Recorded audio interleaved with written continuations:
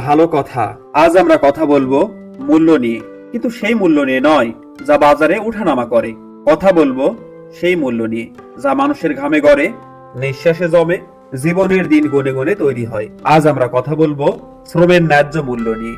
আমরা আজকে যাকে লেবার কস্ট বলি, সেটা কোনো কষ্ট নয়, সেটা একজন মানুষের অবদান, একজন মানুষের সৃষ্টি, তার সময়, তার স্বাস্থ্য, তার স্বপ্নের বিনিময়। কিন্তু আমরা সেই বিনিময়কে সংক্ষিপ্ত করে ফেলেছি এক টুকরো কাগজের নোটে, যে নোট হয়তো তার সন্তানের সুচিকিৎসার খরচও জোগাড় করতে পারে না। শ্রমের ন্যায্য মূল্য কেবল মজুরি নয়, এটি সম্মান, এটি নিরাপত্তা, এটি ভবিষ্যতের নিশ্চয়তা।